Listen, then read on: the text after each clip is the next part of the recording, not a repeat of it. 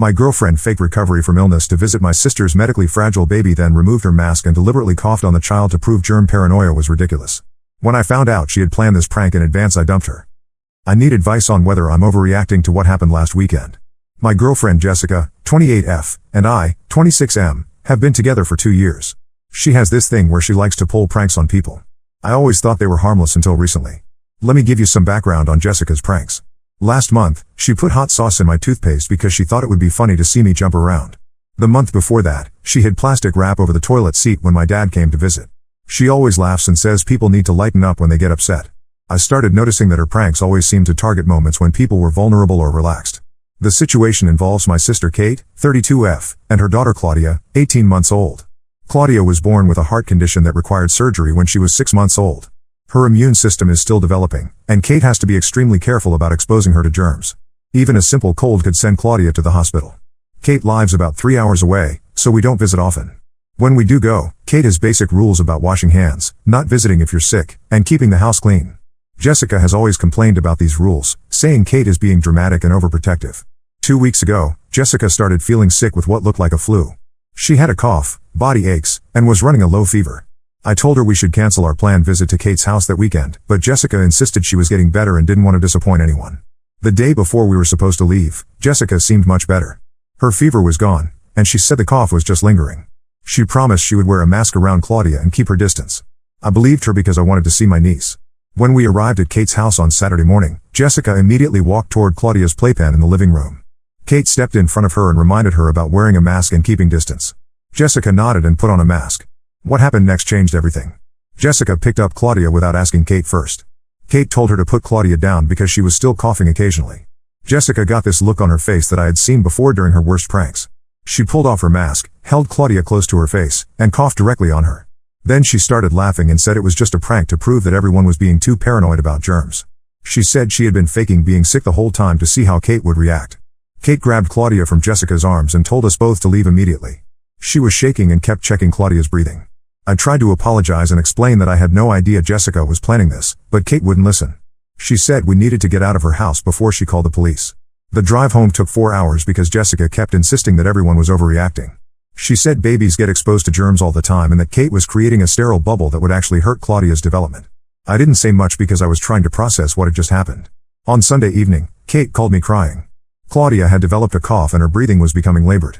They were taking her to the emergency room. The doctors admitted Claudia to the pediatric ward because her oxygen levels were dropping. Claudia spent 5 days in the hospital on oxygen support. The doctors said she had developed a respiratory infection that could have been much worse given her medical history. Kate blamed Jessica for deliberately exposing Claudia to illness as a prank. Jessica maintains that she wasn't actually sick and that Claudia probably caught something from someone else. She says Kate is using this situation to turn the family against her. She also says Kate overreacted by grabbing Claudia away from her and that the whole family treats her like an outsider. I've been staying at my friend's place since Sunday because Jessica and I keep fighting about this. She wants me to support her version of events when I talk to my family. She says if I really love her, I'll stand by her against people who are trying to break us up. Kate isn't speaking to me. My parents are furious and want Jessica banned from family events. Jessica's parents called my parents to complain that their daughter is being scapegoated for something that wasn't her fault. I keep going back and forth on this. Part of me thinks Jessica made a terrible mistake but didn't mean for Claudia to actually get sick. Another part of me remembers the look on her face when she pulled off that mask and how deliberate the whole thing seemed. Jessica has been sending me texts all week saying that she's sorry Claudia got sick but that it wasn't her fault. She says she'll never prank around Claudia again if it makes everyone feel better. She also says she's willing to apologize to Kate if it will fix things. But I can't stop thinking about how Jessica looked when she coughed on Claudia. It wasn't spontaneous or accidental. She had this expression like she was proving a point or winning some kind of game. Am I wrong to think that Jessica crossed a line here? Should I give her another chance if she promises to stop with the pranks? Or should I trust my gut feeling that something is seriously wrong with someone who would risk a baby's health to make a point? Claudia is home now and recovering well, but Kate says the damage to our relationship is permanent unless Jessica takes full responsibility and gets help for whatever is wrong with her. Update 1: The situation has gotten much worse than I expected. I thought I should update because several people asked me to let them know what happened. After my original post, I decided to have a serious conversation with Jessica about getting help. I told her that regardless of her intentions, what she did put Claudia at risk and that she needed to understand why the family was so upset. Jessica agreed to apologize to Kate, so I arranged a phone call between them. Instead of apologizing, Jessica spent 20 minutes explaining why Kate's rules were excessive and how keeping Claudia isolated from normal germs was actually harmful. She said she had researched child development and that exposure to common illnesses helps build immunity. Kate hung up on her. The next day, Jessica's mother called Kate directly. She told Kate that Jessica had been genuinely sick and that the family was being cruel by blaming her for Claudia's illness. She said Jessica was devastated and had been crying for days about being treated like a criminal. This conversation revealed something I didn't know. Jessica's mother said that Jessica had been monitoring social media posts from Kate's friends who were also young mothers. She had been reading about their approaches to protecting their children from illness and thought Kate was being influenced by online parenting groups that promote excessive caution. Kate told me about this call, and we both realized that Jessica had been paying attention to our family's medical situation much more than I realized. She had been researching Claudia's condition and forming opinions about how Kate should handle it. I decided to look through Jessica's browser history on our shared laptop. What I found disturbed me. She had been searching for information about children with immune system problems. She had visited forums where parents discuss protecting medically fragile children. Some of her search terms included things like overprotective parents, sick children, and building immunity in babies. More troubling, I found searches for harmless pranks to prove a point and how to show someone they're being paranoid. When I confronted Jessica about these searches, she said she was just trying to understand the situation better. She said she thought if she could prove that her being mildly sick wasn't dangerous, it would help Kate relax and enjoy family visits more. I asked her directly if she had planned the whole thing in advance. She admitted that she had thought about doing something to show that Kate's concerns were excessive, but she said it wasn't meant to hurt anyone. This admission changed everything for me. What she did wasn't a spontaneous prank or a mistake in judgment. She had deliberately planned to expose Claudia to whatever illness she had to prove a point about parenting. I told Jessica I needed space to think, and I've been staying with my friend Marcus, 29M, for the past 2 weeks. Marcus has been letting me use his guest room while I figure out what to do next. Jessica has been texting me constantly, alternating between apologies and complaints about how unfairly everyone is treating her. She says she never intended for Claudia to get sick and that she's being punished for something that could have happened anyway. Yesterday, something else happened that made the situation more complicated. Kate called me to say that she had been going through Claudia's medical records with the pediatrician. The doctor told her that the specific type of respiratory infection Claudia developed typically takes 7 to 10 days to show symptoms after exposure. This means Claudia was likely exposed to whatever made her sick before our visit to Kate's house. The timeline doesn't match up with Jessica's cough being the cause. I called Jessica to tell her this news, thinking it might help resolve some of the tension. Instead of being relieved, she got angry. She said she knew all along that she wasn't responsible for Claudia getting sick and that the family owed her an apology. She said this proves that Kate and my parents were looking for an excuse to exclude her from the family and that they used Claudia's illness as a weapon against her. When I pointed out that this doesn't change the fact that she deliberately coughed on a medically vulnerable child, Jessica said I was missing the point. She said the issue wasn't what she did but how the family reacted to it. This conversation made me realize that Jessica doesn't understand why her actions were wrong. She's focused on being proven right about not causing Claudia's illness rather than acknowledging that her behavior was unacceptable regardless of the outcome. My parents want to meet with me this weekend to discuss the situation. They've been patient about not pressuring me to make a decision about Jessica, but I think they're running out of patience. Kate is still not speaking to Jessica at all. She told me that even if Jessica wasn't responsible for Claudia's illness, the fact that she was willing to risk it for a prank tells Kate everything she needs to know about Jessica's character. I'm starting to think Kate is right. The medical timeline might have cleared Jessica of directly causing Claudia's illness, but it doesn't change the fact that she was willing to put a vulnerable child at risk to prove a point. I don't know how to move forward from here. Jessica wants things to go back to normal now that she's been proven right about not causing the illness. My family wants nothing to do with her. And I'm stuck in the middle trying to figure out if there's any path back from this. Update 2: a lot has happened since my last update, and I need to get this written down because I'm still processing everything. I met with my parents the weekend after my last post. They had been talking to Kate's pediatrician about the timeline of Claudia's illness. The doctor explained that while Jessica's cough likely didn't cause the specific infection Claudia developed, exposing any child with Claudia's medical history to deliberate respiratory droplets is dangerous regardless of whether the person is actually contagious. The doctor also told them something else. When Kate brought Claudia to the emergency room, she mentioned the incident with Jessica. The hospital noted this in Claudia's file and reported it to Child Protective Services as a potential case of intentional exposure to illness. A social worker contacted Kate the week after my last update. They wanted to interview the family about what happened and determine whether Claudia was at risk of future harm. Kate had to explain the entire situation and provide medical records showing Claudia's vulnerability. The social worker told Kate that deliberately coughing on a medically fragile child, even as a prank, constitutes child endangerment under state law. She said that while they weren't pursuing charges at this time, the incident would remain in their files. When I told Jessica about the CPS involvement, her reaction was not what I expected. Instead of being horrified that her actions had triggered a child welfare investigation, she became furious at Kate for reporting the incident to the hospital. She said Kate was trying to destroy her reputation and that involving CPS was vindictive and cruel. She accused Kate of using Claudia's condition to manipulate the situation and make Jessica look like a monster. This reaction made me start paying attention to other things Jessica said and did. I realized that in every conversation about the incident, she focused on how she was being treated rather than on the impact of her actions. During this same period, I learned something that changed my perspective entirely. Marcus, my friend who's been letting me stay with him, told me something he had been hesitating to share. His younger sister Amy, 24F, used to date Jessica's ex-boyfriend Derek, 30M, about 3 years ago. According to Amy, Derek had similar stories about Jessica's behavior when they were together. Amy said Derek told her that Jessica had a pattern of testing people's boundaries and then claiming she was just joking when they got upset. Amy gave me Derek's contact information and said I should talk to him myself. I was hesitant at first because it felt like going behind Jessica's back, but I decided I needed to understand if this was part of a larger pattern. I called Derek last Tuesday. The conversation lasted almost 2 hours, and what he told me was disturbing. Derek said that Jessica's pranks had escalated throughout their relationship. She started with small things like hiding his keys or putting salt in his coffee. By the end of their relationship, she was doing things like inviting his ex-girlfriend to his birthday party without telling him and then acting surprised when he was upset. The incident that ended their relationship involved Derek's grandmother, who was recovering from a stroke and had difficulty walking. Jessica thought it would be funny to rearrange the furniture in the grandmother's living room to see if she would notice. The grandmother fell and bruised her ribs because she couldn't navigate the changed layout. When Derek confronted Jessica, she said his grandmother needed to be more aware of her surroundings and that the fall wasn't her fault. She said people were using the grandmother's age as an excuse to make Jessica the villain. Derek said Jessica never took responsibility for the consequences of her actions. She always found ways to blame other people for overreacting or being too sensitive. After talking to Derek, I realized that Jessica's behavior with Claudia fit this exact pattern. She had targeted someone vulnerable, caused harm, and then blamed everyone else for their reaction. I arranged to meet Jessica for coffee yesterday to have a final conversation. I told her about my conversation with Derek and asked her directly if she saw any connection between what happened with his grandmother and what happened with Claudia. Jessica's response was to accuse me of going behind her back and trying to build a case against her. She said Derek was probably lying or exaggerating because he was bitter about their breakup. She said it was unfair of me to use her past relationship to judge her current behavior. When I pressed her to explain why she thought it was acceptable to deliberately cough on Claudia, Jessica said she was trying to help Kate overcome her anxiety about germs. She said Kate was limiting Claudia's social development by being overprotective, and she thought demonstrating that brief exposure to mild illness wasn't dangerous would help Kate relax. I asked her how she would feel if someone did the same thing to a child she was responsible for protecting.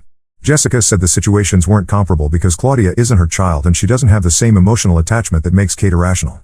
That response made me realize that Jessica genuinely doesn't understand why her actions were wrong. She sees Kate's protective instincts as a character flaw rather than appropriate concern for a vulnerable child. I told Jessica that we were finished. She asked if I was choosing my family over her, and I said I was choosing to be with someone who doesn't use children to prove points. Jessica left the coffee shop, but she came to Marcus's apartment that evening. She stood outside his door for over an hour asking me to reconsider. Marcus had to threaten to call the police before she finally left. Since then, she's been calling and texting both me and my family members. She wants to know if there's anything she can do to fix the situation. My parents have blocked her number. Kate refuses to engage with her at all. I think I know what I need to do, but it's hard to end a 2-year relationship over one incident, even though I'm starting to see it wasn't really just one incident. Update 3: I'm writing this update for my new apartment. I moved out of Marcus's place last month and found a studio closer to my work. A lot has changed since my last post. After I ended things with Jessica, she didn't accept the breakup. She called my workplace twice asking to speak with me, which created an awkward situation with my supervisor. She also showed up at my gym and the grocery store I usually go to. The worst part was what she started doing to my family. She created a fake social media account and began commenting on Kate's posts about Claudia's development. She would leave comments questioning Kate's parenting choices and suggesting that keeping Claudia isolated was harmful. Kate didn't realize these comments were coming from Jessica until Marcus's sister Amy recognized Jessica's writing style and told us about the fake account. Jessica also started calling my parents' house and hanging up when they answered. This went on for weeks until my dad changed their phone number. 3 weeks ago, Kate called me with more news about Claudia's medical situation. The doctors had been monitoring Claudia's recovery and wanted to do additional testing to understand why she had gotten so sick. The tests revealed that Claudia had been exposed to a bacterial infection, not a viral one. The doctor explained that bacterial respiratory infections in children Claudia's age are usually spread through direct contact with contaminated surfaces or through respiratory droplets from someone who is actively infected. This finding led the doctor to ask Kate more detailed questions about Claudia's activities in the days before she got sick. Kate mentioned the incident with Jessica, and the doctor said that deliberate coughing by someone with an active bacterial infection could absolutely cause this type of illness in an immunocompromised child. The doctor asked Kate if she wanted to report this information to the authorities, since intentionally exposing a vulnerable child to bacterial infection could constitute assault. Kate decided not to pursue legal action, but she asked the doctor to document everything in Claudia's medical file in case Jessica ever tried to contact our family again. When I heard about this, I realized that Jessica had been lying about faking her illness. She had been genuinely sick with something contagious, and her decision to remove her mask and cough on Claudia had put Claudia in real danger. I texted Jessica asking her to explain this discrepancy. She called me back immediately and said the doctors were wrong and that correlation doesn't prove causation. She said Kate was using medical professionals to continue her vendetta. I asked Jessica directly if she had been actually sick during our visit to Kate's house. After a long pause, she admitted that she had still been feeling unwell but insisted it was just lingering symptoms that weren't contagious. This admission confirmed that Jessica had lied about faking her illness. She had knowingly exposed Claudia to an active infection and then lied about it when the consequences became serious. I told Jessica I was blocking her number and that she needed to stop contacting my family.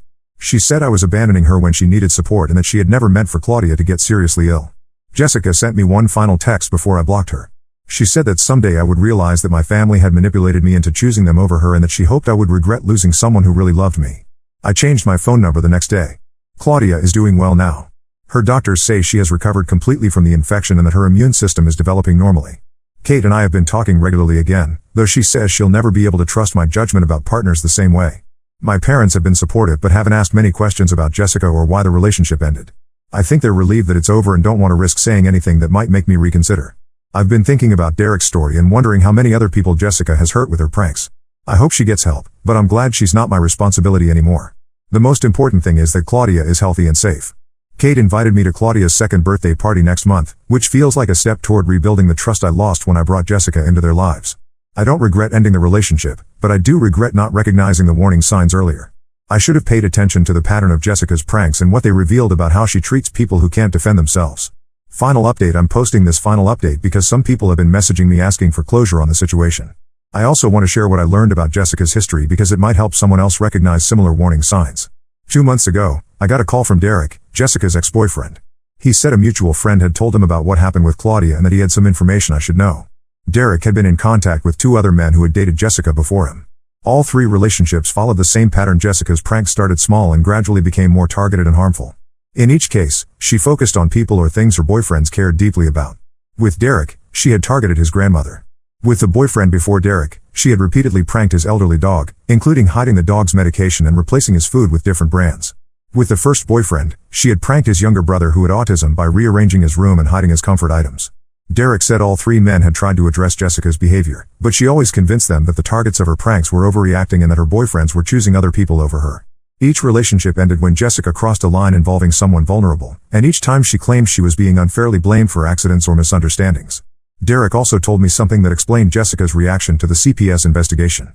Her parents had been contacted by Child Protective Services when Jessica was in high school.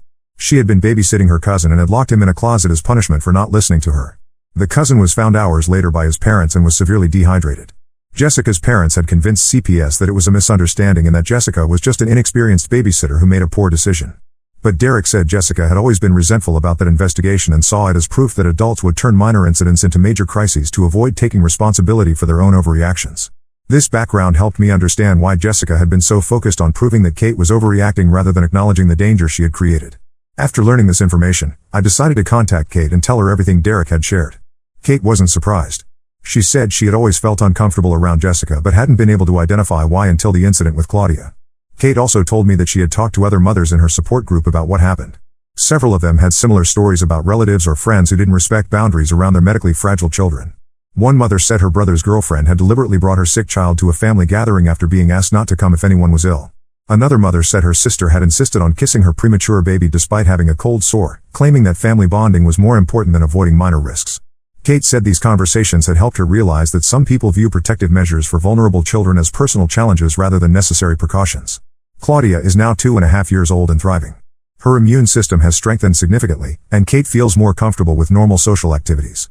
Claudia started attending a small daycare program last month, which has been good for both of them. Kate and I have rebuilt our relationship, though she sometimes mentions that she wishes I had recognized Jessica's behavior patterns sooner. She doesn't blame me for what happened, but she says the incident taught her to be more direct about removing people from Claudia's environment when they don't respect medical boundaries. I haven't heard from Jessica in over 3 months. Marcus told me that his neighbor saw her with a new boyfriend at a restaurant downtown, but I didn't ask for details. I've started dating someone new, Rachel, 27F, who works as a nurse at the children's hospital. When I told her about the situation with Jessica and Claudia, her reaction was immediate and clear. She said that deliberately exposing any child to respiratory illness is never acceptable, regardless of the person's intentions or beliefs about immunity. Rachel's professional perspective helped me understand that what Jessica did wasn't just a boundary violation or a prank gone wrong. It was a form of medical assault on a vulnerable child. I'm writing this final update because I want other people to understand that pranks involving medical risks aren't harmless jokes. They're acts of aggression disguised as humor, and they often target people who can't defend themselves effectively. If someone in your life consistently pranks people in vulnerable situations, pay attention to that pattern. If they claim their targets are overreacting or too sensitive, consider whether they might be testing boundaries to see how much harm they can cause while maintaining plausible deniability. Claudia's health crisis could have been much worse if the doctors hadn't acted quickly. I'm grateful that she recovered completely, but I'm also aware that Jessica's prank could have had permanent consequences. I don't think Jessica will change her behavior because she doesn't believe her behavior was wrong. She thinks other people's protective instincts are character flaws that need to be corrected through exposure to risks. That's not someone I want in my life or around people I care about. Now let's move to the next story. Story 2. My sister accused my wife of poisoning our sick mother and planted hidden cameras in our house. Then I found out why she really hated my wife all along. I, 32M, have been married to my wife Sarah, 30F, for 5 years now. The situation I'm about to describe has completely torn my family apart and I need some outside perspective. My sister Amy, 35F, has accused my wife of deliberately poisoning our mother Linda, 65F, who has been living with us for the past 8 months due to her declining health. I need to provide some background first to help everyone understand the dynamics at play here. Our mother was diagnosed with a rare autoimmune condition last year that severely affects her ability to digest food properly. She started having severe reactions to foods she'd eaten her whole life, and her condition deteriorated to the point where she could barely take care of herself. Her doctors recommended she move in with family members who could monitor her diet and help with her daily care. Since I have a large house in the suburbs and Sarah works from home as a nutritionist with her own practice, we offered to take Mom in. It seemed like the perfect solution. Sarah has extensive knowledge about dietary restrictions and autoimmune conditions, plus she's home most of the day to help Mom. Amy wasn't happy about this arrangement from the start because she felt that as the older sibling and a registered nurse, she should be the one taking care of Mom. However, she lives in a small 2-bedroom apartment with her 2 teenage kids, 14F and 16M, and works 12-hour shifts at the hospital, so it wasn't practical for Mom to live with her. Sarah has been absolutely amazing with Mom's care from day one. She completely reorganized our kitchen to prevent cross-contamination, researches recipes that Mom can digest easily, prepares all her meals separately using dedicated cooking utensils, and even started a detailed food diary to track what foods cause reactions. She also accompanies Mom to all her doctor's appointments and takes detailed notes about her condition. Mom's health had actually been improving steadily for the first 6 months she lived with us. Her episodes of stomach pain became less frequent, and she was even able to start taking short walks around the neighborhood with Sarah. Things changed about 2 months ago when Mom started having severe stomach pains and vomiting episodes again. Sarah immediately adjusted her diet and contacted her doctors, but the symptoms persisted. That's when Amy started getting more involved, but not in a helpful way. Amy began visiting more frequently after Mom's symptoms worsened. She would show up unannounced, sometimes during her hospital breaks or between shifts, claiming she wanted to check on Mom. But I started noticing a pattern. She was really watching Sarah like a hawk. She would hover in the kitchen when Sarah was preparing Mom's meals, ask pointed questions about every ingredient, and even started taking photos of medicine bottles and food packages when she thought no one was looking. Sarah tried to be patient and answer all her questions, even offering to share Mom's food diary and the research she'd done about managing the condition. Amy's behavior got increasingly aggressive. She started making snide comments about Sarah's qualifications, suggesting that being a nutritionist wasn't the same as being a real medical professional like herself. She would question every decision Sarah made about Mom's care, from the brands of supplements she bought to the times she served meals.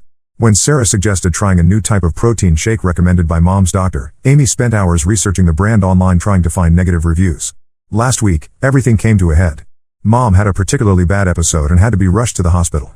While we were all in the waiting room, Amy suddenly started screaming at Sarah, accusing her of deliberately contaminating Mom's food with ingredients she knew would trigger reactions.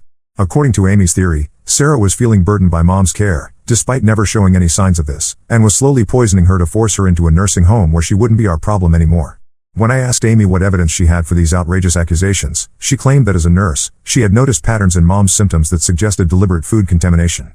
She brought up how Sarah had mentioned feeling tired during a family dinner 3 months ago, who wouldn't be tired after working and caregiving.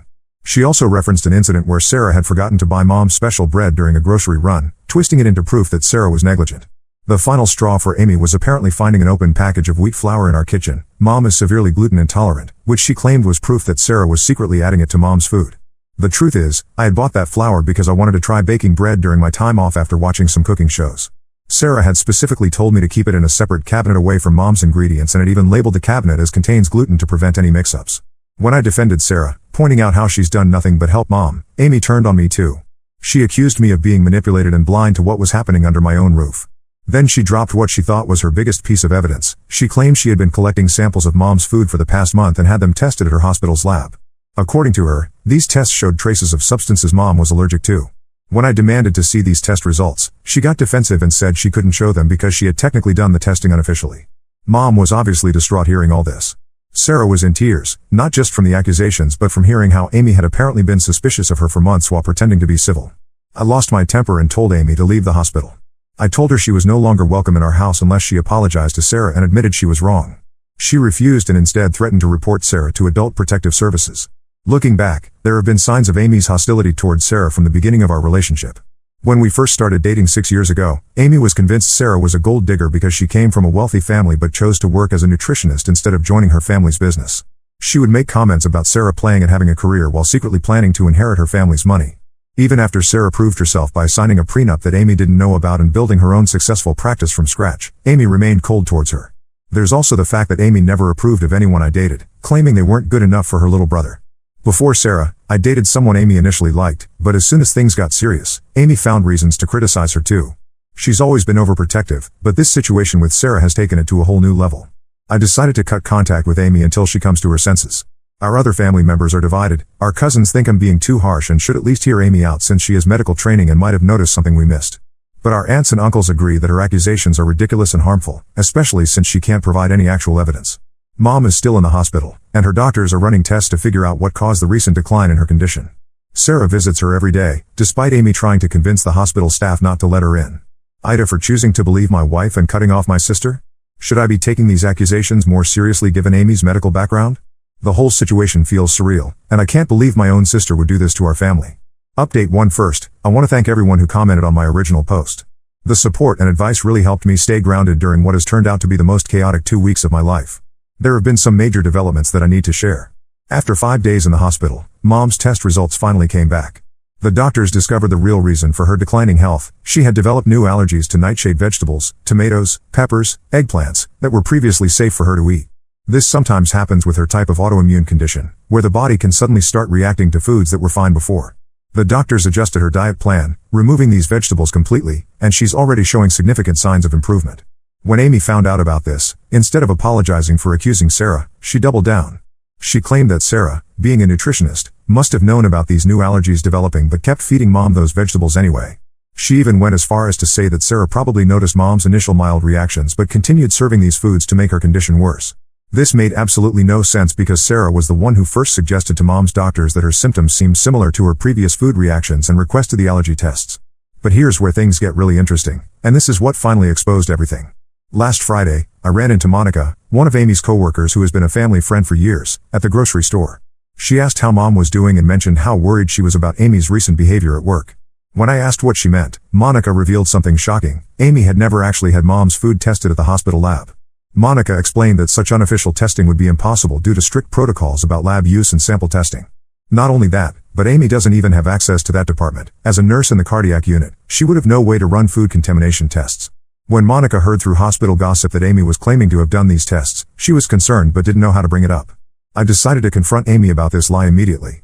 I drove to her apartment that evening and showed her my phone recordings of my conversation with Monica. My state allows one-party consent for recordings. At first, Amy tried to claim that Monica was lying to protect the hospital, but when I pressed her about the specific details of these supposed tests, she finally broke down. She admitted she had made up the whole testing story because she was so sure Sarah was hurting Mom and thought having evidence would make everyone believe her. This led to a huge family meeting the next day where even more truth came out. We discovered that Amy had been systematically poisoning other family members' opinions of Sarah for weeks.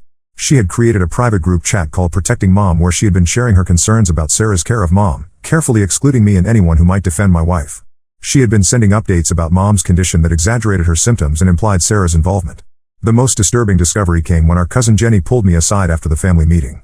She revealed that during one of Amy's surprise visits to check on Mom, she had actually planted a hidden camera in our living room.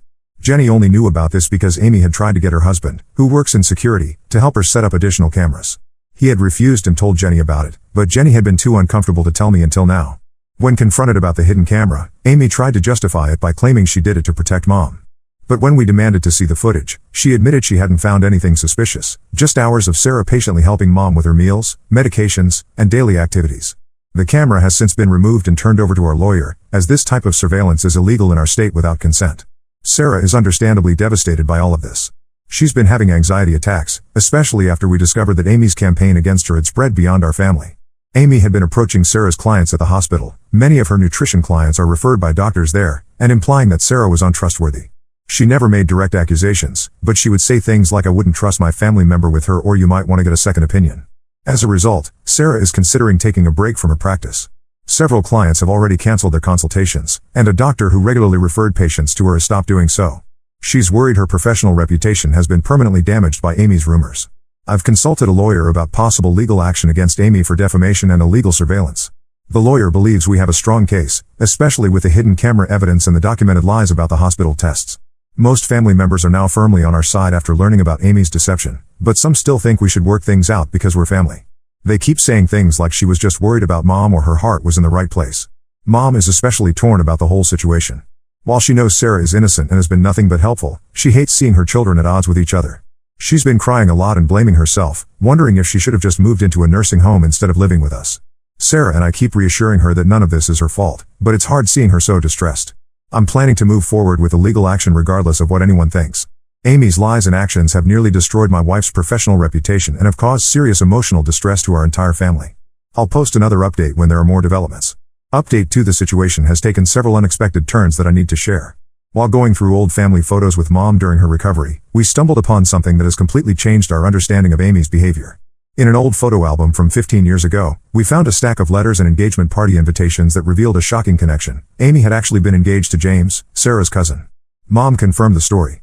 Apparently, Amy and James had dated for 3 years and were engaged to be married. The engagement ended abruptly when James left Amy for another woman just 2 months before their planned wedding. Amy was devastated and had to cancel everything. She took it so hard that she moved to another state for a year to recover. When she came back, she never mentioned James or what happened, and the family respected her wishes by never bringing it up. Sarah had no idea about any of this because she wasn't close to that side of her family growing up. She was away at college when all this happened, and James was the black sheep of their family who everyone avoided talking about. The few times Sarah had mentioned James in passing, Amy had never shown any reaction that would suggest their history. But here's where it gets even more complicated. Our lawyer, while investigating Amy's defamation campaign against Sarah, discovered what might have triggered Amy's recent obsessive behavior. James has recently moved back to our city with his wife, the same woman he left Amy for, and their 3 kids. He's now a successful wellness entrepreneur and is planning to work with Sarah on developing a nutrition program for his company's employees.